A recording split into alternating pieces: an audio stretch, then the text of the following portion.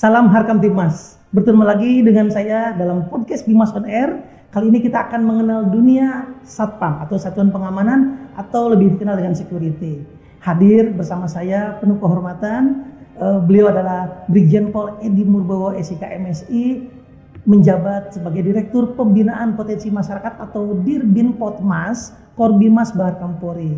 Beliau tentunya sehari-hari salah satu tugas dan perannya adalah membina Polsus atau Kepolisian Khusus, PPNS, penyidik pegawai negeri sipil, dan juga pengamanan swakarsa seluruh Indonesia.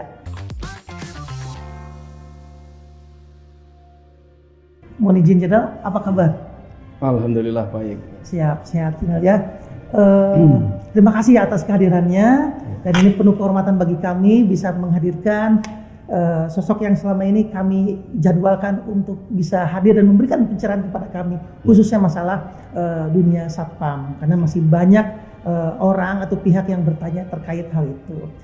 Mohon izin, setelah pemilu mungkin Jenderal sedang fokus atau sibuk apa? Terima kasih Kang Asep, Dirbinmas Polda Jawa Timur. Alhamdulillah proses pemilu Presiden legislatif sudah selesai. Sekarang kita kembali ke tugas rutin sehari-hari. Kalau di tugas saya itu melakukan pembinaan, koordinasi, pengawasan, pembinaan teknis, kepolisian khusus, kemudian juga bentuk-bentuk pengamanan swakarsa. Pengawasan ini menjadi penting karena mereka adalah para pengemban fungsi kepolisian terbatas. Artinya Polri sebagai pengemban fungsi kepolisian memberikan delegasi kewenangan itu pada mereka, sehingga itu harus kita lakukan pengawasan. Sebelum pengawasan kita juga harus berkoordinasi dengan mereka. Koordinasi itu juga terkait tugas-tugasnya mereka supaya tidak tumpang tindih, mana tugas pokoknya Polri, mana tugasnya Polsus, mana tugasnya para bentuk-bentuk pengamanan swakarsa. Kemudian juga pembinaan teknis itu juga terkait tentang diklat, kemampuan, kompetensi, termasuk legalitas kemenangan mereka. Baik, jadi ada dasar hukumnya bahwa di dalam pasal 3 ayat 1 Undang-Undang Nomor 2 tahun 2002 tentang Polri disebutkan bahwa pengemban fungsi kepolisian itu adalah Polri atau Kepolisian Negara Republik Indonesia itu sendiri dibantu oleh Kepolisian Khusus, kemudian penyidik pegawai negeri sipil atau PPNS, dan bentuk-bentuk pengamanan swakarsa seperti yang tadi disampaikan oleh narasumber kita. Nah, mohon izin selaku Dirbinpotmas tadi salah satunya adalah mengelola dan membina, mengkoordinasikan serta mengawasi fungsi-fungsi kepolisian yang di luar Polri tadi. Mohon izin sekilas Jenderal beri kami pencerahan apa sebetulnya polisi khusus itu. Oke. Sebelum ke sana mungkin perlu saya sampaikan tadi masalah legal standingnya dulu Pak. Legal standing, siap. Legal standingnya itu jelas di situ di Undang-Undang Nomor 2 tadi ya. Di Undang-Undang Nomor 2 tahun 2002 itu tentang Kepolisian Negara Republik Indonesia. Di pasal 2, kita mulai dari pasal 2. Pasal 2 itu bicara tentang fungsi kepolisian. Fungsi kepolisian itu adalah salah satu fungsi pemerintahan negara di bidang pemeliharaan keamanan ketertiban masyarakat, penegakan hukum dan perlindungan, pengayoman dan pelayanan kepada masyarakat. Itu di pasal 2. Siap. Artinya itu di semua negara manapun itu pasti punya fungsi kepolisian. Yaitu dibentuk supaya tercipta keteraturan sosial, tertib hukum. Dalam konteks di Indonesia itu di Undang-Undang Nomor 2 itu kita sebut keamanan ketertiban masyarakat, Kamtibmas. Dan Kamtibmas ini menjadi mutlak bagi suatu negara, bagi negara kita, supaya proses pembangunan itu dapat berjalan dengan lancar. Tanpa Kamtibmas, pasti proses pembangunan itu akan menghadapi kendala. Contoh, masalah sengketa tanah, sengketa lahan. Apalagi itu misalnya itu suatu proyek PSN. Kalau itu belum selesai, masyarakat menolak, pasti itu akan mengganggu proses kelancaran proyek itu sendiri. Siap. Sehingga disitulah Kartimas ini menjadi penting, menjadi dasar bagi terselenggaranya pembangunan nasional. Kemudian di pasal 3 selanjutnya diatur terutama di ayat 1, pengemban fungsi kepolisian di Indonesia dalam konteks kita ini adalah Polri. Jadi Polri dibentuk sebagai pengemban fungsi kepolisian yang berdiri ada 3 tadi sesuai dengan tugas pokok kita itu, berarti Harkamtibmas, penegakan hukum, perlindungan, pengayoman, dan pelayanan pada masyarakat. Nah, di dalam menjalankan fungsi kepolisian tadi itu Polri dibantu oleh 3 unsur. Unsur yang pertama adalah kepolisian khusus. Kemudian yang kedua adalah PPNS, penyidik pegawai negeri sipil. Yang ketiga adalah bentuk-bentuk pengamanan swakarsa. Nah, bentuk-bentuk pengamanan swakarsa ini juga ada 3 macam nih. Yang pertama adalah satpam, kemudian satkamling, yang ketiga adalah peranata sosial berbasis kearifan lokal. Contoh di Bali itu ada yang disebut pecalang. Karena di Bali itu juga ada desa adat, Banjar, desa adat. Nah, di masing-masing desa adat itu juga punya hukum-hukum adat. Yang disebut itu abik-abik. Nah, supaya hukum adat itu dapat berjalan, dipatuhi, itulah dibentuklah para pecalang. Nah, kemudian Polsus, kepolisian khusus. Dari Polsus dengan bentuk-bentuk pengamanan swakarsa itu pada kelompok yang sama, kelompok tugasnya adalah sama, yaitu pada area pencegahan kejahatan. Nah, kalau PPNS itu adalah ranahnya pada penegakan hukum, sehingga untuk Polsus dan bentuk-bentuk pengamanan swakarsa itu pembinanya adalah Korbimas Bahar Kampori pada Mabes Polri. Kemudian kalau PPNS, nah, korwasnya adalah dari Baris Krim Polri, karena PPNS itu adalah ranahnya kepada penegakan hukum. Ya. Kemudian kalau Polsus, siapa itu Polsus? Polsus itu adalah instansi atau badan pemerintah yang atas kuasa atau oleh undang-undang diberikan wewenang untuk menjalankan fungsi kepolisian sesuai dengan lingkup tugas masing-masing. Contohnya adalah kalau di Kementerian BUMN, di Kementerian BUMN itu ada 2 jenis Polsus. Yang pertama di bawah PT KAI itu ada namanya Polsuska. Polsus kereta, polisi khusus kereta api. Kemudian yang kedua di Perhutani ada namanya Polisi Khusus Kehutanan atau Polhut Perhutani. Polhut itu ada juga 2 macam. Yang satu di bawah Kementerian LHK, lingkungan, kehutanan dan lingkungan hidup. Nah, itu juga ada. Tapi sama, tugasnya juga sama. Bagaimana mereka menjaga hutan agar tetap lestari. Jadi lingkup tugas mereka yang pegang. Ya. Berarti kalau gitu seperti lapas itu juga ada? Ya betul, di bawah Kementerian Hukum dan HAM atau di Dirjen Pemasyarakatan juga ada kepolisian khusus pemasyarakatan atau sipir ya. Kalau masyarakat ingin mengenal itu sipir di lapas-lapas, itu mereka juga para pengemban fungsi kepolisian berbatas. Jadi bedanya kalau Pam Swakarsa, bentuk-bentuk Pam Swakarsa itu adalah murni mereka swasta, masyarakat. Tetapi kalau Polsus mereka adalah satu pegawai negeri sipil atau pegawai tetap pada badan pemerintah. Ya, di PT KAI berarti mereka pegawai tetap di PT KAI. Kemudian di Perhutani mereka juga pegawai tetap pada di Perhutani. Jadi masyarakat sekarang sudah harus paham bahwa begitu banyak polisi, namun polisi khusus gitu. Dan itu semua dalam rangka pencegahan kejahatan, maka dikelola atau dibina oleh Korbinmas dan turunannya di bawah Direktorat Binmas maupun Satbinmas. Baik. Oke.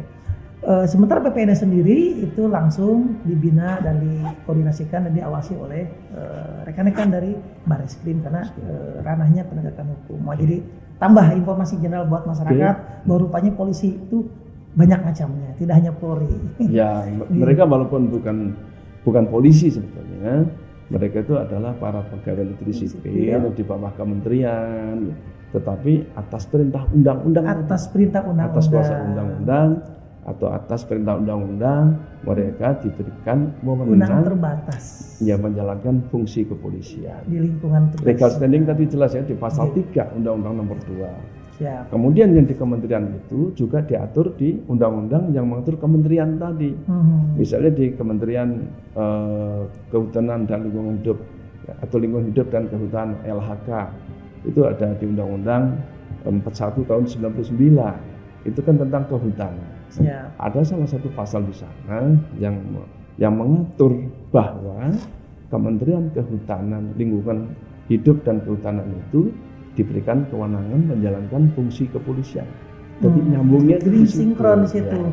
Di undang-undang mereka juga bunyi fungsi kepolisiannya, di kita juga bunyi. Berarti memang harus map di situ ya, supaya tidak terjadi tumpang tindih, overlapping.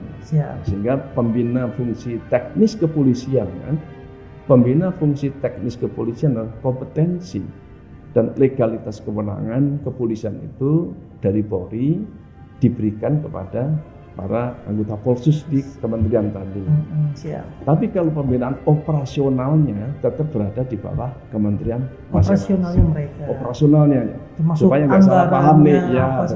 Begitu. Tapi kalau tentang kompetensi, legalitas kewenangan itu pembinaannya adalah Polri. Ini masih banyak yang gagal paham di sana. Oh siap. Nah, jadi kita perlu meluaskan kita perlu penegasan bahwa pembinaan teknis, fungsi teknis kepolisian itu oleh Polri karena diatur tadi di Undang-Undang Nomor 2. Kemudian juga ada peraturan pelaksanaannya Pak Asep.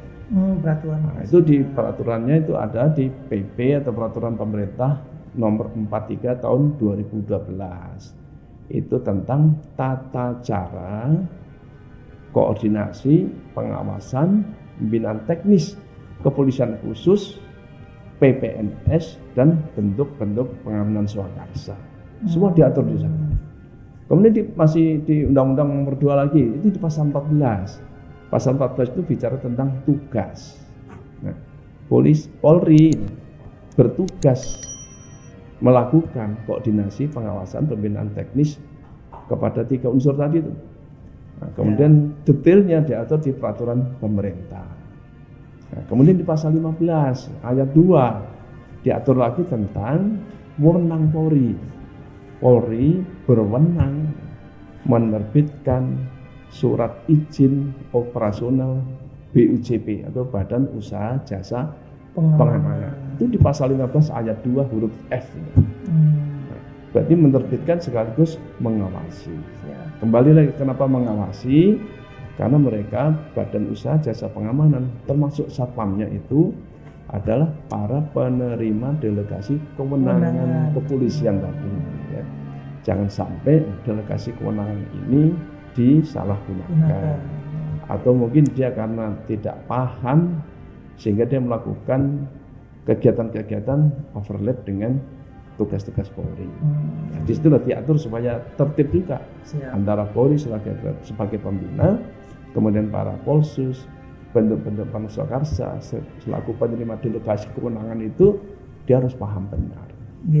Berarti ada titik singgungnya atau ada benang merahnya bahwa kenapa sih Polri ngurusin Polsus atau Formasbin Polsus, PPNS maupun Pamswakarsa karena ada wewenang kepolisian yang dititipkan kepada mereka dan itu harus dikelola oleh Polri biar dikoordinasikan, semrawut. Siap. Diawasi pembinaan teknisnya tadi juga. Jangan sampai tadi misalnya penggeledahan itu kalau yang digeledah wanita atau perempuan ya sebaiknya yang melakukan penggeledahan juga harus petugasnya perempuan.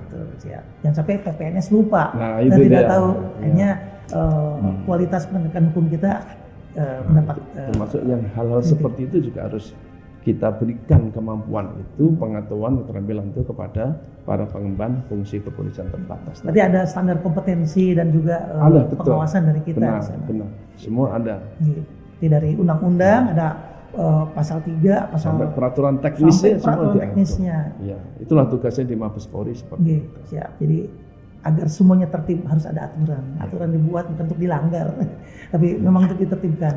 Banyak soalnya di lapangan, istilahnya ada, contohnya misalnya ada security, tapi belum rapi sepertinya. Ini pakai baju apa ini ya, gitu kan? Betul. Tapi dia security, tapi dia kayaknya nggak sama dengan kawan yang sekarang pakai bajunya krem misalnya. Nah ini kan perlu kita tertib juga. Nanti saya akan bahas itu setelah ini.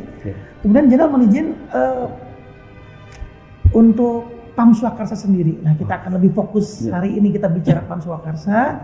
Itu ada Satkamling, nah, Satuan Keamanan Lingkungan. Mungkin masyarakat apa sih Satkamling? Ya dulu ronda malam, yang jaga malam. Dalam kemasan yang besar adalah Siskamling. Nah sekarang ada namanya lebih fokus lagi, orang yang melakukan ronda malam itu kita sebut Satkamling atau Satuan Keamanan Lingkungan. Mungkin Jenderal bisa jelaskan kembali kepada kami Satkamling itu seperti apa? Oke, selalu kita mulai dari legal standingnya dulu, Pak. Siap. Kalau kita mengerjakan sesuatu kegiatan, pekerjaan, harus dasar hukumnya menjadi jelas. Itu kembali lagi di pasal 3 tadi ya, pasal 3 Undang-Undang Nomor 2 di ayat pertama tadi kan, di unsur ketiga itu adalah yang membantu Polri dalam menjalankan fungsi kepolisian adalah bentuk-bentuk pengamanan swakarsa. Sekarang kita harus paham dulu tentang pengamanan swakarsa dulu. Paham swakarsanya. Pengamanan swakarsa itu adalah suatu aktivitas pengamanan. Ya, pengamanan swakarsa berarti pengamanan yang secara mandiri. Swakarsa itu kan mandiri. Bukannya sekedar mandiri, tetapi juga atas inisiatif, kesadaran untuk kepentingan yang dasarnya awalnya adalah kesadaran tadi. Atas kemauan sendiri gitu. Kesadaran akan pentingnya keamanan lingkungan. Sehingga pengamanan swakarsa itu diartikan atau dimaknai adalah suatu bentuk kegiatan pengamanan oleh pengemban fungsi kepolisian tadi ya. Adalah suatu bentuk pengamanan oleh pengemban fungsi kepolisian. Berarti kalau bentuk swakarsa ada 3 macam tadi kan, ada Satkamling, ada Satpam, dan ada pecalang, peranata sosial tadi itu. Yang pelaksanaannya atas dasar tadi kesadaran, kemauan untuk kepentingan warga masyarakat itu sendiri gitu. Swakarsa secara mandiri tadi itu artinya di situ Pak Asep. Jadi bukan perintah, sebetulnya bukan perintah, tetapi untuk legalitasnya itu dikukuhkan oleh Kepolisian Negara Republik Indonesia. Nah ini sedikit berbeda berarti ya, kalau yang tadi kan ada kalau ada wewenang yang dititipkan. Tadi kan undang-undang. Kalau ini sejatinya ini adalah dorongan. Karena ini dari warga masyarakat. Harusnya keluar dari bawah. Dari bawah. Bottom up. Gitu. Kan semua rasa aman itu kan kebutuhan hakiki. Siap. Ketika rasa itu yang jujur yang kita harapkan, justru kehendak-kehendak, kemauan-kemauan, kesadaran yang inisiatif ini yang kita harapkan itu muncul, sehingga kepolisian itu tinggal membina mereka. Karena ada hubungan dengan security, ada keamanan tadi. Ya. Kalau Satkamling ini kan bentuk pengamanan swakarsa yang berbasis sosial. Beda dengan Satpam.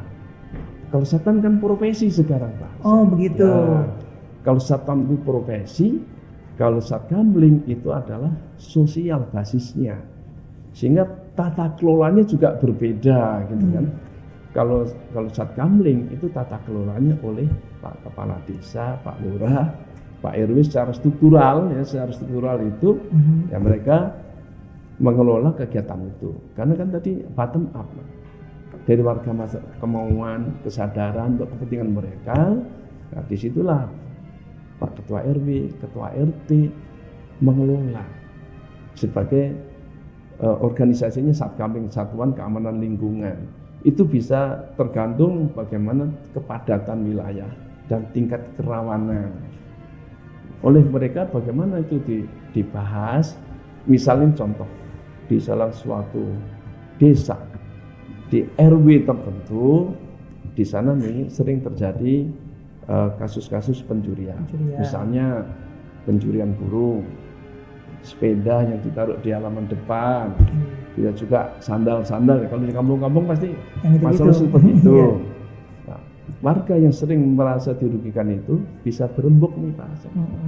Berembuk dipimpin oleh Pak RT. Kalau ada FKPM, nah bagus lagi nih ada forum kemitraan polisi masyarakat itu membahas itu. Gimana biar nggak terjadi lagi? Nah, itu. Ya. Salah satunya kemungkinan diputuskan Satkamling. Yuk kita jaga lingkungan sama-sama, jaga warga. Satkamling dihidupkan. Kalau kehendak itu sudah ada, Polri juga akan sangat senang, gitu. Karena itu muncul dari inisiatif mereka, sehingga kitalah yang akhirnya membina, memberikan kemampuan-kemampuan teknis, bagaimana cara melakukan penjagaan, baru kita masuk di sana. Bagaimana menempatkan pos kamlingnya ini yang tepat di mana, gitu. Bagaimana cara patrolinya? Caranya patroli. Kalau ketemu sama yang sedang maling TV, itu. Bagaimana kalau ada yang tertangkap tangan, nggak boleh main hakim sendiri. Mereka harus diamankan dulu, masukkan dalam pos kamling, hubungi kepolisian terdekat, Pak Babin boleh, Polsek boleh, segera diambil alih oleh polisi. Jadi begitu. Itu. Jadi inisiatif itu dasarnya dari warga masyarakat. Inisiatif, kesadaran, baru kita bisa masuk membina teknik. Ya betul. Maka di Perpol 4 selanjutnya diatur di dalam Peraturan Kepolisian Negara Republik Indonesia Nomor 4 Tahun 2020. Nah, itu menjadi pedoman. Itu menjadi pedoman bagi teman-teman Binmas di Polda maupun di Polres dalam melakukan pembinaan kepada mereka supaya terjadi keseragaman yang menjadi pedoman, menjadi acuan dalam menyelenggarakan pembinaan kepada para petugas Satkamling. Nah, sekarang kita bergeser ke Satpam. Tadi Satkamling itu harus inisiasi kesadaran dari masyarakat itu sendiri karena kebutuhan akan keamanan. Kalau Satpam tadi profesi. Nah, ini menarik ya, Jenderal mohon izin. Kalau Satpam awalnya juga pasti atas keinginan masyarakat itu sendiri, terutama di masyarakat industri, ya. Seperti di kementerian, lembaga, di badan-badan pemerintah, NGO, perusahaan-perusahaan, pasti semua mereka menginginkan rasa aman juga. Tetapi kan nggak mungkin Satkamling ada di situ, kan nggak mungkin. Nah, sehingga ada Polri membentuk namanya Satpam, Satuan Pengamanan. Nah, Satpam perjalanannya ini cukup panjang. Nah, kita bicara sejarah. Perjalanan panjang. Itu mulai tahun 80. Ini mulai Satpam sudah mulai tertib. Dulu masih sederhana tata kelolanya. Jadi tata kelolanya sudah mulai membaik sejak tahun 1980 yang di era Kapolri Bapak Jenderal Awaludin Jamin almarhum. Beliau sudah meletakkan dasar-dasar pembinaan Satpam di situ. Sudah pakai seragam waktu itu, bajunya putih biru, celananya biru, udah mulai tertata. Cuma dulu pelatihannya yang masih Polres dulu masih bisa, gitu. Karena waktu itu belum profesi, Pak Asep. Waktu itu belum profesi. Nah, kemudian di dalam perjalanannya di tahun 2020 itu melalui Perpol 4 tahun 2020 tentang pengamanan swakarsa itu. Nah, disitulah Satpam dinyatakan sebagai sebuah profesi. Dasarnya apa? Dasarnya ada di keputusan Menteri Tenaga Kerja nomor 259 tahun 2018 tentang standar kompetensi kerja nasional Indonesia Satuan Pengamanan. Oh, berarti ada keputusan ada SKKN ini, standar kompetensinya ada. Sebagai sebuah profesi dia harus punya kompetensi, Pak Asep. Nah, kompetensi tadi diatur di situ. Jadi di situ ada 3 kualifikasi, ada Satpam garda utama itu untuk para manajer, Gada Madya itu adalah untuk para supervisor, kemudian Gada Pratama adalah untuk para pelaksana. Kurikulumnya juga berbeda karena tugas fungsinya juga, tugas fungsi perannya juga berbeda. Manajer, supervisor, pelaksana kan beda-beda. Nah, di situ diatur di sana. Atas dasar SKKN tadi itu oleh Korbimas Baharkam Polri diterjemahkan dalam bentuk kurikulum. Kurikulum pelatihan Satpam dan ditetapkan dalam surat keputusan Bapak Kapolri nomor 1 tahun 2023. Itu kurikulum revisi terakhir. Sehingga tahun 2023 itu edisi revisi dari keputusan yang sebelumnya.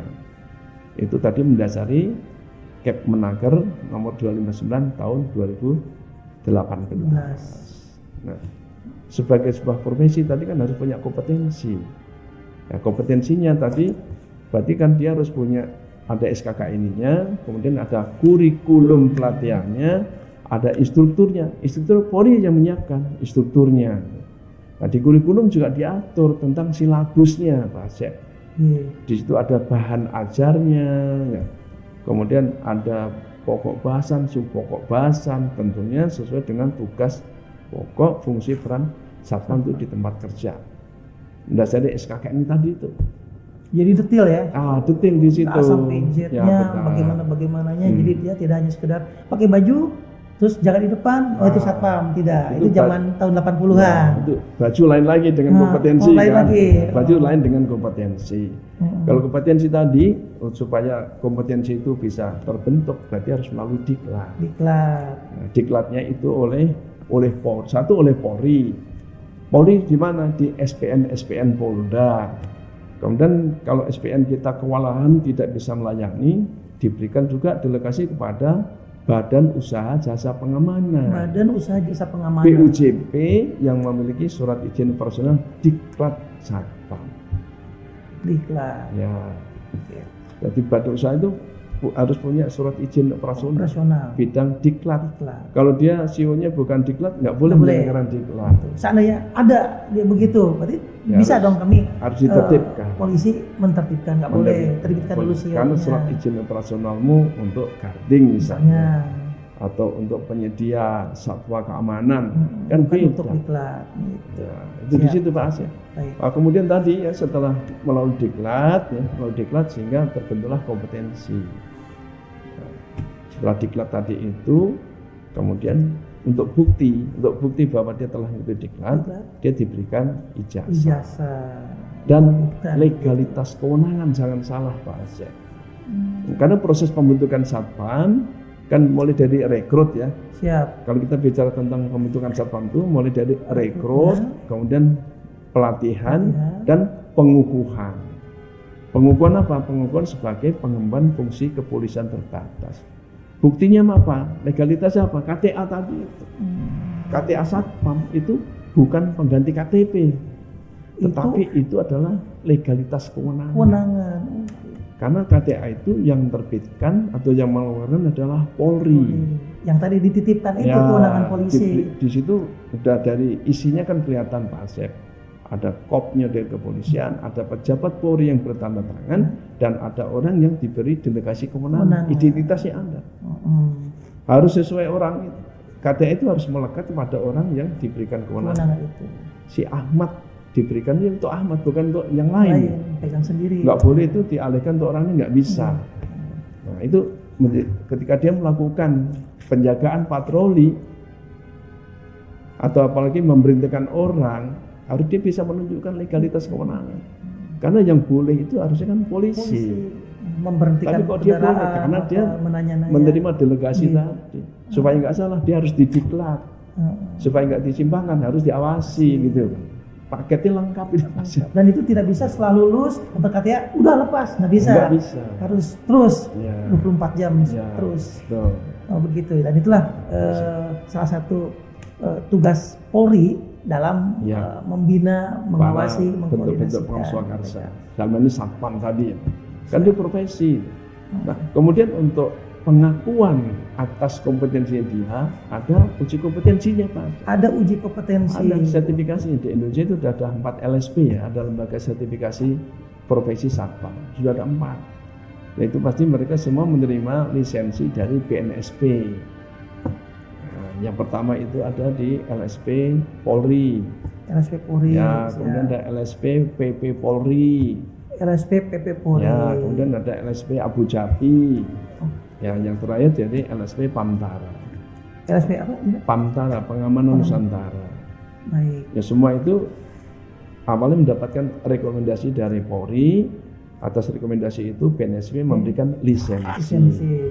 Nah, sebagai pemberi rekomendasi itu enggak hanya sekedar mengeluarkan selembar kertas, tapi juga ikut mengawasi, Pak. Bersama dengan BNSP tentunya. BNSP juga yang memberikan lisensi enggak hanya sekedar memberikan selembar kertas, kamu silahkan jalankan kegiatanmu, tapi mereka juga melakukan pengawasan. Antara Polri dengan BNSP juga melakukan itu, jangan sampai hanya sekedar stempel gitu Pak. Baik. Ya. Nah, terus selanjutnya payung hukum apa saja dalam mengelola satpam ini selain tadi yang dari Kemenaker kemudian jadi Kapolri. Pengelolaan satpam itu ada dua model ini Pak. Pengelolaan satpam. Ya. Ada tadi kan proses perekrutan pembentukan satpam itu satu melalui rekrutmen, pelatihan dan pengukuhan. Rekrutmen itu oleh Badan Usaha Jasa Pengamanan. Pertama oleh dia, kedua bisa juga langsung pengguna jasa. Kalau melalui BUJP itu kita kenal yang namanya satpam alih daya outsource nih. Nah, kalau satpam itu direkrut oleh pengguna jasa, berarti itu tata kelolanya menjadi satpam organik. Menjadi bagian pegawai tetap yang menggunakan. Bisa di kementerian, bisa di perusahaan-perusahaan, itu juga ada. Tetapi itu sudah sedikit sekali yang model tata kelola seperti itu. Tapi sebagian besar sudah outsource. Nah, kemudian tadi pengukuhannya oleh Polri, rekrutnya oleh BUJP atau pengguna jasa, diklatnya oleh Polri, SPN, kemudian juga bisa BUJP yang diberikan delegasi tadi melalui kontrol, melalui surat izin operasional dan audit BUJP. Ya. Nah, kemudian pemberdayaan yang beda ini Pak. Pemberdayaan yang berbeda. Jadi pemberdayaannya kalau satpam tadi direkrut oleh pengguna jasa, berarti dia menjadi pegawai tetap di perusahaan atau di kementerian itu. Kalau oleh outsource, oleh BUJP tadi itu, berarti satpam dikelola oleh BUJP kerjasama dengan pengguna. Nah, di situ begitu satpam tadi menjadi profesi, ya, kemudian ada SKKNI, ada diklat, ada kurikulum, juga setelah dikukuhkan, di situ punya hak-hak ketenaga kerjaan. Nah, disitulah sehingga satpam sebagai sebuah profesi berlaku juga tentang status dan hak-hak ketenaga kerjaan dia. Otomatis ketika pemberdayaan itu berlaku tentang undang-undang tenaga kerja. Oke, jadi lebih ini nyebrang ke sana. Berarti pembinaannya satpam itu kemampuan teknisnya, ya, teknis kepolisian itu berarti oleh Polri. Tapi begitu pemberdayaannya itu udah undang-undang tenaga kerja, masuk ke undang-undang yang lain. Ya, undang-undang yang lain. Kemudian yang memberdayakan dia siapa? Kalau outsource kan badan usaha. Siap. Itu ada lagi undang-undang cipta kerja lagi Pak. Undang-undang cipta kerja. Undang-undang cipta kerja, investasi, membuat PT. BUJP kan bentuknya PT.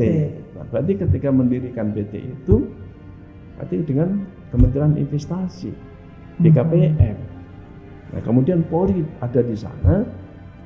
Unit-unit usaha atau para pelaku usaha yang di subsektor keamanan itu termasuk yang kategori resiko tinggi, sehingga di situ perlu surat izin operasional dari Kementerian Teknis Pak. Kementerian Lembaga Teknis berarti Polri. Ya. Sehingga kita melakukan audit BUJP. Baik, itu sejarahnya kenapa Polri pada datang ke kantor ke BUJP ngaudit, wah ini karena itu tadi berisiko tinggi. Usaha-usaha yang berisiko tinggi pasti harus ada izin Baik. Dari Kementerian Lembaga Teknis. Oke. Jadi segala sesuatu kalau udah tahu why atau kenapa, Ya. itu kan akhirnya muncul kesadaran, Ya, gitu kan, betul. tidak jengah kalau diaudit atau memang dia harus melaporkan, harus mengusulkan CEO. Kalau ataupun- kita berurusan dengan bermohon. security, pasti ada efeknya tadi, ada kenyamanan yang berkurang Pak Asep. Ada kenyamanan berkurang. Pasti ada kenyamanan yang berkurang. Contoh, kita mau terbang, mau naik pesawat itu filternya kan Dari banyak sekali Pak. iya, dari beli tiket Topi harus dilepas, jaket dilepas, kacamata dilepas, ikat pinggang dilepas, jam tangan dilepas, Siap. laptop harus dikeluarkan. Betul. Itu semua kan dalam rangka keamanan, keselamatan penerbangan. Siap. Itu security check kan. Belum lagi nanti duduk di pesawat ini. Ah. Wah, dari mulai take off sampai landing lagi. Udah prosedurnya itu semua Siap. pasti untuk Siap. keamanan keselamatan. Iya. Berisiko tinggi soalnya. Dan masyarakat harus memahami itu. Itu harus Masuk ke hotel harus lewat security gate atau security door. gate. Hmm. Itu tadi untuk mendeteksi ya jangan sampai ada barang-barang yang harus nggak boleh masuk ke tempat itu. Masuk. Dan nanti dapat digunakan untuk melakukan perbuatan-perbuatan yang melanggar hukum. Gitu. Baik. Sekarang sejauh mana Jenderal mohon izin terkait dengan tadi pemberdayaan ini menarik. Pemberdayaan kan kita dari sisi kalau yang Undang-Undang Cipta Kerja ataupun yang lewat PT itu kan kita udah berjalan nih jajaran Binmas di lapangan, Ya. audit segala rupa gitu. Sekarang yang tentang ketenagakerjaannya, hak-hak Oke. mereka sejauh mana Jenderal ini? Sekarang kita bicara dulu yang model outsource dulu Pak Asep. Siap. Berarti anggota Satpam di bidang Satpam berarti kan dia sudah diklat ya.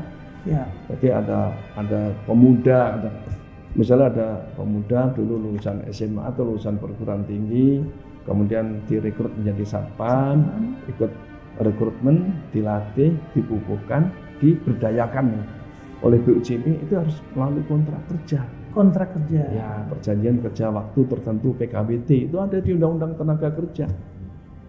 Turunan dari Undang-Undang Cipta Kerja itu Pak Asep. Siap. PKWT tadi itu. Jadi Satpam kontrak kerja dengan BUJP kan mulai direkrut tadi itu. Kemudian BUJP ini kontrak kerja dengan perusahaan-perusahaan atau kementerian, badan pemerintah, non pemerintah yang menggunakan jasa dia. Jadi ada 3 pihak ini Pak Asep. Ya. Ada 3 pihak, ada anggota Satpam, ada kontrak kerja dengan BUJP, BUJP kontrak kerja dengan penggunanya, user. Gitu, Pak. Nah, disitulah berlaku tentang Undang-Undang Ketenagakerjaan. Nah, berarti di situ ada penerima kerja, ada pemberi kerja. Di situ ada hak dan kewajiban. Haknya si Satpam berarti menerima upah, ya kan? Menerima perlindungan melalui BPJS. Dia juga berhak mendapatkan seragam Satpam, Pak. Dari upah, BPJS Upah, juga seragamnya. Perlindungan kan, BPJS kan untuk perlindungan kesehatan dan keselamatan kerja. Itu hak-haknya. Kemudian kewajibannya apa? Berarti kewajibannya dia harus bekerja. Nanti dikelola oleh BUJP, BUJP kan bekerja sama dengan kepala bagian keamanan di user. Biasanya di user pasti ada organisasinya Pak. Kadang-kadang nih model juga ada BUJP ini hanya labor supply juga ada, sepenuhnya dikelola oleh kepala bagian keamanan user ada. Ada juga sampai pelaksana supervisor juga dikirim ke sini. Jadi kepala bagian keamanan user ini yang mengelola mereka. Seperti itu pola kerjanya Pak. Nah, beda lagi kalau yang organik tadi Pak. Kalau organik kan user merekrut orang-orang bekerja sama dengan Polri supaya mereka nggak salah. Kemudian diklatnya juga sama oleh BUJP, bisa oleh Polri juga bisa. Ya, sehingga ketika mulai merekrut itu nanti Binmas Polda bisa merekomendasikan pada user nih. Jadi nanti diklatnya BUJP atau SPM. Standarnya sama sesuai dengan kurikulum tadi Pak. Siapapun yang melakukan diklat kurikulumnya sudah sama. Kalau garda pertama 150 JP, mata pelajarannya juga sama Pak. Nah, persis seperti itu. Nah, tata kelolanya pasti beda, nggak ada pihak, nggak ada outsource lagi, nggak ada perusahaan BUJP langsung cuma dua partai ini. Dia menjadi pegawai tetap di situ. Pasti hak aturan beda Pak. Kalau pegawai tetap Ya risikonya nanti ada begitu akhir bekerja ada namanya pesangon. Pesangon. Kalau di outsource kan istilahnya bukan pesangon, tapi kan kayak gaji ke-14 lah gitu. Seperti itu. Baik, wah menarik ini. Jadi kita kalau melihat tadi sejarahnya zaman Bapak Awaludin, Bapak Satpamnya Indonesia, Ya, betul. itu baru fondasinya tentang Fondasi, Satpam betul. sampai dengan seragamnya putih biru yang legend itu. Ya.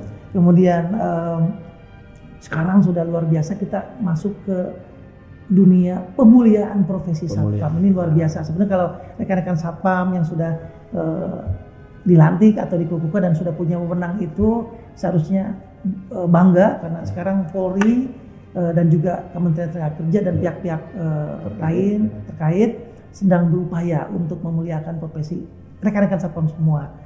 Baik, selanjutnya terkait dengan perjalanan tadi seragam. Ini unik Jenderal. Masyarakat banyak yang bertanya, bahkan Satpam pun banyak yang ngobrol gitu kan, menyuarakan dari putih biru, ada yang biru-biru, ada yang hitam, kemudian coklat Polri, ya toh, kemudian sekarang krem, bilang ada kayak polisi India. Ini modern Jenderal. Ini unik dan menarik. Bagaimana itu sejarah, kemudian mungkin apa yang perlu dipahami oleh masyarakat khususnya Satpam, mengapa warna bajunya berubah-ubah? Oke, kita berarti kan bicara tentang seragam. Kita harus paham apa itu seragam dulu. Siap. Seragam itu di semua profesi pasti punya seragam Pak Aceh. Karena itu merupakan identitas. Satu itu identitas. Jangan sampai seragam ini membuat bingung masyarakat ini. Siap. Nah, makanya seragamnya itu selalu berubah tadi karena hasil kajian tadi ada pertimbangan-pertimbangan supaya yang namanya identitas itu menjadi jati diri. Siap. Kalau seragamnya mirip, itu orang menjadi bingung. Ini Siapa? Satpam atau polisi kan? Gitu. Dan perjalanan. Kalau kita awal dari putih biru ya, memang dulu putih biru meletakkan dasar-dasar Satpam itu. Nah, kemudian setelah dilakukan semacam penataan kembali Pak Zed, penataan kembali itu mengawali menjadi momen Satpam modern Pak Zed. Kalau putih biru itu masih Satpam yang Konvensional awal, gitu. kemudian Satpam modern. Nah, dulu ingin diberikan warna seragam yang nggak berbeda jauh dengan pembinanya. Maksudnya dulu seperti itu. Tetapi di dalam prakteknya menimbulkan efek samping. Efek sampingnya itu menimbulkan kebingungan masyarakat. Ini yang polisi yang mana, yang Satpam yang mana, karena warnanya mirip Pak. Sehingga dilakukan kajian ulang lagi, ya Satpam perlu punya identitas sendiri yang nggak boleh sama dengan seragam profesi lain. Ya, sehingga berubah menjadi keren. Warna keren dan coklat kan nggak beda jauh. Celananya kan tetap coklat Pak. Karena atribut-atribut itu kan mirip, hanya beda posisi saja Pak. Itu yang menimbulkan kebingungan warga masyarakat. Sekarang masyarakat sudah nggak bingung lagi Pak. Begitu krem itu Satpam. Ini ya dulu sebetulnya ada hal yang kita inginkan, deteran efek itu Pak. Yang coklat itu. Itu sudah berhasil sebetulnya Pak. Begitu Satpam menggunakan seragam coklat muda mirip dengan warna seragam anggota Polri, masyarakat aware. Polisi. Banyak polisi sekarang itu.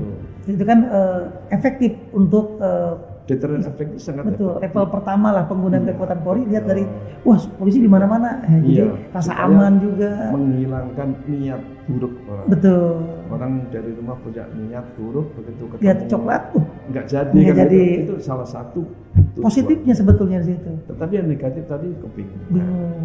Terus kemudian yang kedua, ini teman-teman Satpam nih begitu diberi warna seragam mirip itu euforia. Oh gitu. Berlebihan. Over ini kebanggaan.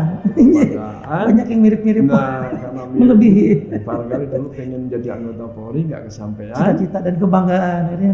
Jadi Satpam seragam udah mirip. Wah akhirnya tadi berlebihan, euforia berlebihan.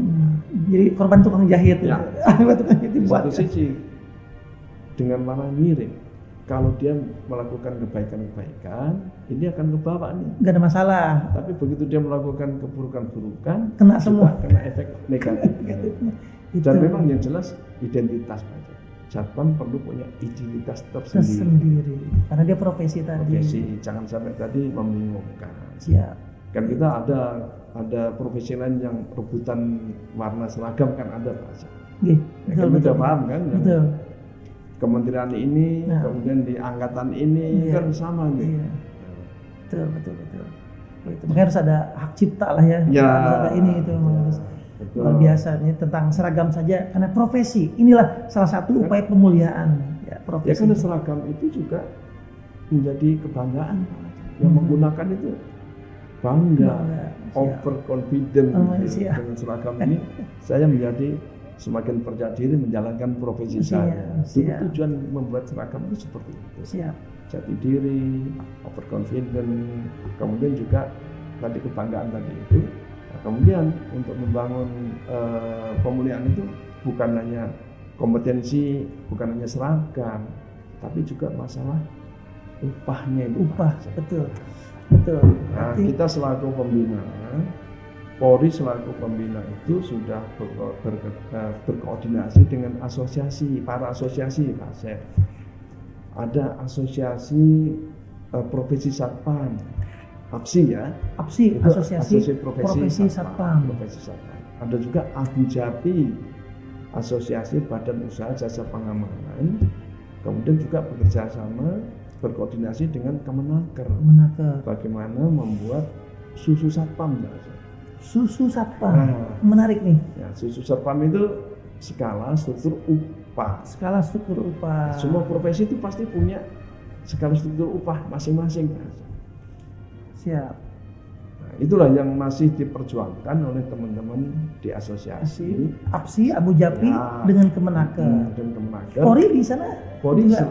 pasti itu tetap mendukung mereka Oke. supaya siap. satpam semakin sejahtera. Kesejahteraan. Tadi kan ada perlindungannya, ada BPJS, BPJS. seragamnya sudah, kompetensi sudah, Tinggal seragamnya sudah. upahnya. Ya, upahnya yang harus selalu diperbaiki. Ya tentunya harus mempertimbangkan masa kerja, jabatannya, Siap. kemudian diklat-diklat yang dia ikuti apa saja, kompetensi itu harusnya berpengaruh ke Pengaruh sana. pada skala upahnya. Sementara ini kalau struktur upahnya belum tertentu. Nah, itu kira-kira seberapa lama lagi sampai fix Nah, gitu? ini bergantung kepada tim ini Yang tiga dengan tadi. Kemenaker, ya. Hmm. Bagaimana kalau dia lebih eager lagi, lebih intens berkoordinasi, mohon arahan, dan itu kan nggak gampang itu Pak. Pasti ada pihak-pihak yang akan Oh iya, karena efeknya efeknya gitu. sebagai misalnya pengguna dia harus Kelompok pengguna mengeluarkan pasti di operasional ya, pasti begitu. akan Di situ. pasti akan berimplikasi kepada para pengguna. Baik. Nah, itu. Ke sana. Jadi kenapa satpam atau skala struktur upah itu kok nggak jadi-jadi karena Wah, ke pasti sana itu tarik ada menarik, pihak-pihak yang tarik menarik iya, kepentingan. prinsip ekonomi jatuhnya. Ya, betul. Nah, menarik di situ Ya. dan kayaknya itu masih terus menjadi konsentrasi Polri juga, Ya. khususnya Korbinmas dalam rangka mewujudkan pemulihan satpam, salah satunya adalah misalnya upah. Dan satpam sebagai profesi ini juga berkumpul mereka, berserikat misalnya. Apakah boleh seperti itu? Mereka menjadi serikat pekerja gitu kan, atau mereka nggak boleh karena kamu seragam profesi misalnya gitu. Memang ada di Indonesia kan diatur satu undang-undang ketenaga kerjaan, ada undang-undang serikat pekerja. Tapi kita harus lihat lagi nih, siapa nih satpam nih, profesi satpam nih, apa profesinya dia. Siap. Makanya Polri sebagai pembina menghimbau, kita sifatnya ini menghimbau Pak. Siap. Karena semua profesi boleh membentuk serikat pekerja, bentuknya kan macam-macam. Tetapi kalau Polri selaku pembina dan si satpam itu sebagai penerima delegasi Delegasi, atau kepanjangan kewenangan. tangan lah, Siap. kepanjangan tangan Polri di tempat-tempat kerja Betul. itu sebaiknya mereka bergabung di asosiasi profesi yang sudah ada Pak. Sebaiknya gabung saja di Ya. asosiasi yang ada, misalnya Sama dengan profesi yang lain lah. Seperti perawat kan ada Ada. PPRI, Siap. PPNI kan dia punya, Siap. dokter ada ID. ID, Kan itu lebih Di pas. satpam mungkin ada APSI tadi ya. Ya, ada silakan. asosiasi profesi satpam sudah dibentuk, sebaiknya mereka, karena kan dia spesifik bidang itu. Cuma kita bisa membayangkan misalnya nih Pak, kalau satpam dan guru bergabung di serikat pekerja yang sama, kemudian unjuk rasa di tempat kerja, ini kan posisi satpam kan menjadi sulit ya. Betul. Di Satu satu sisi dia harus menjaga keamanan ketertiban, tapi teman-temannya unjuk rasa. Nah, kemudian dia hadir di situ kan ada kontrak kerja tadi oleh penggunanya, yang bayar kan mereka juga. Nah, jadi posisinya kan menjadi serba sulit teman-teman satpam. Ya kita bisanya menghimbau Pak. Begitu. Ya, menghimbau mereka di asosiasi profesi. Siap. Seperti profesi-profesi yang lain lah seperti itu. Ya, kita maunya seperti itu. Oke, jadi hal yang urgent sekarang adalah memang terkait dengan skala dan apa satpam, skala struktur upah, dan juga tentang istilahnya keberadaan mereka dalam asosiasi atau serikat seperti apa. Kita hanya bisa mengimbau. Kalau bisa istilahnya jauhi yang mudaratnya lah gitu, cari yang lebih mudahnya. Karena kan mereka direkrut ataupun dipekerjakan, ada kontrak untuk menciptakan atau mendukung rasa aman di situ atau ketertiban di situ. Baik. Nah sekarang terkait Abu Japi, berarti tadi Abu Japi kan asosiasi badan usaha. Berarti yang BUJP tadi terkumpul di situ. Mereka berserikat untuk mengelola satpam tadi kan. Kalau satpam dia menyalurkan ke perusahaan pengguna. Berarti di sana di Abu Japi semua tanda petik aturan main juga tentang persaingan usaha BUJP dibicarakan di asosiasi tadi. Mereka sebagai sebuah asosiasi pasti punya aturan main. ADART kan. APSI juga punya ADART, Abu Japi juga punya ADART yang disepakati, disusun bersama. Pengguna juga ada asosiasi berarti kalau gitu. APJASI, asosiasi pengguna jasa Satpam Indonesia. Jadi asosiasi penting memang untuk itu ya. Itulah menjadi mitra Polri ketika merumuskan kebijakan. Kan nggak mungkin semua BUJP kita pakai. Asosiasinya saja. Asosiasi kan dibuat secara struktur berjenjang Pak. Ada tingkat pusat, tingkat provinsi yang mewakili masing-masing wilayah gitu. Baik. Ya. Mohon informasi terakhir Jenderal. Sejauh ini satpam di seluruh Indonesia, khususnya yang sudah diklat katakanlah, tembus berapa seluruh Indonesia? Dari data yang masuk dalam aplikasi, itu kan kita punya aplikasi Binmas Online System. Itu kurang yang baru masuk itu 1,6 juta. 1,6 juta seluruh Indonesia. Kan kemungkinan juga yang belum registrasi, belum mendaftar, belum masuk di dalam aplikasi, mungkin ada. Lebih dari itu. Nah, kemudian ada satpam yang diklat dulu Pak. Yang dulu kan masih ada, kadang-kadang ini ada anggota satpam, tapi diklatnya zaman dulu sebelum 2018 tuh. Siap. Itu dulu ada, cuma kadang-kadang mereka menjalankan profesi tapi nggak memperpanjang kartu tanda anggotanya, tapi tetap menjalankan profesi. Ini kan nggak boleh, ini yang harus kita tertibkan. Harus diperpanjang. Pengawasan bersama. Polri melakukan pengawasan anggota satpam ya pasti di tempat kerja. Nah kita mengimbau lagi pada asosiasi atau kepada BUJP, jangan mempekerjakan orang-orang yang belum pernah diklat, apalagi yang tidak punya kewenangan. Ini kan bisnis ini atau usaha ini kan pada subsektor keamanan yang berisiko tinggi. Siap.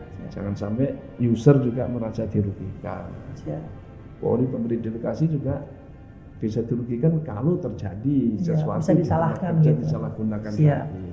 Makanya di pasal 17 Perpol 4 tahun 2020 diatur ketika menjalankan profesinya anggota satpam itu wajib menggunakan seragam dan atribut-atribut yang telah diatur. Yang kedua, wajib membawa KTA yang masih aktif masa berlakunya gitu. Itu kan masalah legalitas kewenangan tadi. Makanya dia diberi masa berlaku gitu. Ya. Kemudian yang ketiga, dia juga wajib menampilkan perilaku pengemban fungsi kepolisian terbatas yang sudah terdidik, apalagi sudah sampai uji kompetensi. Harusnya perilakunya, unjuk kerjanya dia harus sesuai dengan diklat atau kompetensi yang dia miliki. Ya. Ketika melakukan patroli, penjagaan juga harus yang baik dan benar. Betul. Jangan melakukan hal-hal yang merusak citra profesi dia sendiri. Dan juga mungkin ke Polri-nya. Misalnya Ya, nih jenderal kan implikasi ke pembina. betul. Misalnya perilaku mohon maaf misalnya karena dia lagi main media sosial gitu, pakai baju seragam, terus dia kontraproduktif Ya, gitu, atau malah tidak nggak bagus pantas, untuk citra, tidak tidak pantas. pantas. Itu juga perlu Ya, diperhatikan. betul. Kalau dia pakai baju umum sih silahkan, orang nggak tahu siapa dia. Tapi kalau pas Menggunakan seragam satpam lagi piket jagalah. misalnya, lagi jaga, dia membuat hal-hal yang tidak pantas, itu tidak kan identitas tadi. siap. Jadi itu penting buat rekan-rekan satpam untuk tetap menjaga katakanlah marwah, menjaga apa ya namanya, citra kebanggaan. jati diri. Selama pakai baju profesinya mohon dijaga. Jaga bersama gitu. Karena Saling tidak hanya satpam, tidak hanya dirinya, tapi juga perusahaannya dan juga Polri yang akan kena gitu kan. Tapi alhamdulillah banyak sekali satpam yang mendapatkan penghargaan ataupun ucapan terima kasih ataupun apresiasi dari masyarakat karena apa namanya ya, kinerjanya atau karena dedikasinya yang luar biasa, sampai mohon maaf sampai meninggal dunia, Ya. sampai istilahnya Risiko, terluka. ya, Itu resiko. resiko tugas tadi. Makanya kita latih Ya. itu untuk dianya juga selamat, Sudah lingkungan juga. sepantasnya kita berikan penghargaan Penghargaan. bagi mereka yang berkinerja baik, Betul. bisa mencegah kejahatan, menggagalkan kejahatan. Itu satu apresiasi kita juga Siap. untuk memotivasi yang lain. Yang lain. Ya. Baik. Kemudian Jenderal, kita udah berbincang banyak tadi terkait fungsi kepolisian, juga ada diserahkan kepada beberapa pihak untuk membantu fungsi kepolisian. Tadi ada PPNS yang gakumnya, kemudian yang pencegahannya ada Polsus, dan juga ada Pam Surakarsa. Pam Surakarsa terdiri di beberapa, ada Satkamling Ya. atas inisiasi dan kesadaran masyarakat untuk Ya. warga masyarakat itu sendiri. Ya. Polri membina setelah itu, kemudian ada juga peranata sosial seperti di Ya. Bali ada pecalang, karena sana ada hukum adat begitu kental harus ditegakkan. Kemudian ada satpam. Satpam ini sangat luar biasa dari mulai perjalanannya tahun 80-an sampai dengan sekarang, profesinya terus kita muliakan dan sedang kita perjuangkan terus bersama Kemenaker, Abu Japi, APSI untuk skala struktur upahnya dan juga terkait hal lainnya yang menyangkut kesejahteraan mereka dan karirnya juga. Betul. Terakhir kira-kira mohon izin, apa harapan Jenderal untuk para satpam dan juga mungkin rekan-rekan asosiasi yang ada di luar? Mungkin bisa langsung ke kameranya. Oke, terima kasih Pak Asep. Siap. Kesempatan ini saya ingin menghimbau pada pertama untuk anggota satpam dulu, seluruh anggota satpam selaku penerima delegasi kewenangan dari kepolisian. Ayo kita kerjakan tugas kita dengan baik, penuh dengan tanggung jawab. Ya. Tampilkan kinerja yang terbaik di dalam menjaga keamanan, ketertiban di tempat kerja masing-masing. Kejadian sekecil apapun harus bisa kita hilangkan, ya, kita eliminir sehingga tempat kerja kita, tempat tinggal, tempat kerja, mau dimanapun saudara-saudara ditugaskan itu aman, tertib, jadi tidak ada lagi rasa kekhawatiran, ketakutan masyarakat atas ancaman kejahatan. Kemudian jangan lelah untuk selalu meningkatkan kompetensi secara mandiri, ya. Sekarang banyak akses yang bisa, banyak kesempatan bisa kita akses dalam rangka meningkatkan kompetensi diri. Kemudian kepada teman-teman asosiasi baik APSI, kemudian BUJP dan Abu Jabi, mari kita lanjutkan terus upaya-upaya dalam memuliakan profesi satpam. Kalau susu satpam sudah terbentuk, itu implikasinya akan kemana-mana, implikasi yang positif. BUJP juga akan menerima implikasi yang positif. APSI termasuk Polri, Satpam Sejahtera, mereka tugasnya juga semakin baik, keamanan di tempat kerja juga terjaga dengan baik, sehingga Kamtibmas secara nasional juga akan tercatat dengan baik. Dengan demikian itu adalah salah satu indikator keberhasilan Polri, bagaimana menciptakan rasa aman Polri bersama dengan para stakeholder. Maju terus Satpam Indonesia, Satpam tangguh, BUJP juga harus semakin sehat, kemudian asosiasi-asosiasi yang lain juga harus semakin bekerja dengan baik, sehingga tugas-tugas yang menjadi kewajiban kita, menjadi tanggung jawab kita dapat terlaksana dengan baik. Selamat bekerja, Indonesia maju, negara semakin sejahtera. Terima kasih Pak. Luar biasa. Terima kasih Jenderal atas kehadiran dan pencerahannya kepada kita semua, khususnya terkait seputar Satpam dan pemuliaan profesinya. Semoga doa kami buat Jenderal selalu sukses, Amin. sehat selalu, Amin. dan barokah. Amin. Amin. Demikianlah Sobat Binmas, bincang-bincang kita dengan Dirbin Potmas Korbinmas Baharkam Polri, Bapak Brigjen Pol Edi Murbawa SIK MSI, seputar security atau Satpam di Indonesia. Semoga bermanfaat dan teruslah bersama kami berpartisipasi memelihara Kamtibmas di lingkungan Anda. 813, saya Asep Dirbin Mas Polda Jawa Timur.